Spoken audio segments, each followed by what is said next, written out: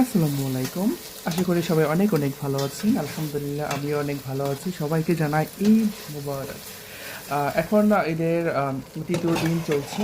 তারপরেও ঈদের আমেজটা চারিদিকে ছড়িয়ে আছে, যেহেতু এটা কোরবানির ঈদ, সেহেতু এক সপ্তাহব্যাপী কোরবানির ঈদের আমেজটা বিদ্যমান থাকে।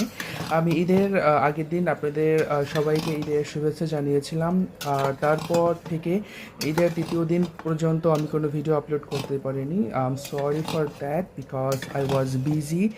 আপনারা সবাই জানেন যে কোরবানি ঈদের সময় আমরা ছেলেরা কম বেশি একটু ব্যস্ত থাকি। তো আমি বেশি কথা না বলে আমি আমার মূল ভিডিওতে প্রবেশ করছি। আজ আমার ভিডিওটি একটু লেন্দি হতে চলেছে, একটু বড় হতে চলেছে। কেউ স্কিপ করবেন না, প্রথম থেকে শেষ পর্যন্ত দেখতে থাকুন এবং আমার সঙ্গেই থাকুন।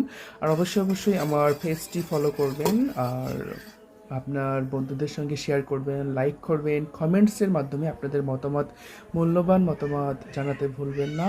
আর অনেকে হয়তোবা ভাববেন যে ছেলে হয়ে রান্নার কন্টেন্ট আপলোড করছি বা ক্রিয়েট করছি। আসলে আই ডোন্ট কেয়ার, আমি কিছুই মনে করি না। আপনারা যে যার ইচ্ছা বলতে পারেন, অনেক কিছু ভাবতেও পারেন, এটা আপনাদের নিজস্ব অধিকার।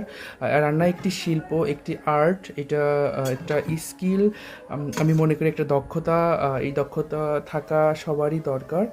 আপনারা হয়তোবা অনেকেই সমালোচনা করবেন আমার বিষয়ে যে আমি রান্না করছি, রান্নার ভিডিও আপলোড করছি। আসলে রান্না করলে যে পাপ হবে, বা রান্না করলে যে আপনি সমাজের কাছে বা সমাজের মানুষের কাছে ছোট হয়ে যাবেন, এটা তেমন কোনো বিষয় না। অনেকে হয়তোবা এইভাবে অনেককেই দেখে থাকেন। ছেলেরা রান্না করলে অনেক ভাবে সমাজে তাদের হেয় করা হয়, হেয় প্রতিপন্ন করা হয়। আমি এইটা আসলে পছন্দ করি না। রান্না একটা দক্ষতা বা একটা স্কিল, আমি আগে থেকেই বলে দিয়েছি।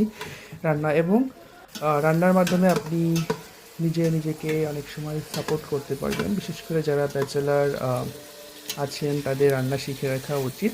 তো যাই হোক, অনেক নীতি আহ, কথা বলে ফেলেছি। এখন আমি আমার মূল বিষয়ে ফিরে যাই। আমি আজ মূলত রান্না করছি গরুর গোস্ত। আপনারা সবাই দেখতে পাচ্ছেন বা পেরেছেন, আমি প্রথম থেকেই রান্না শুরু করে দিয়েছি। আমার রান্না প্রায় 50% ডান। আমি এখানে আস্ত কাঁচামরিচ, পেঁয়াজ, আস্ত রসুন, এবং তারপর পরিমাণ মতো লবণ, হলুদ, মরিচের গুঁড়া, এবং তার সঙ্গে লবণ, স্বাদ মতো লবণ, এবং আধা থেতলানো, আদা বাটা মশলা ব্যবহার করেছি। আমি এখানে আদা এবং রসুন এবং জিরেকে আমি আধা বাটা করে নিয়েছি। আদা বাটা মশলা গরুর গোশের সঙ্গে বেশ ভালো একটি কম্বিনেশন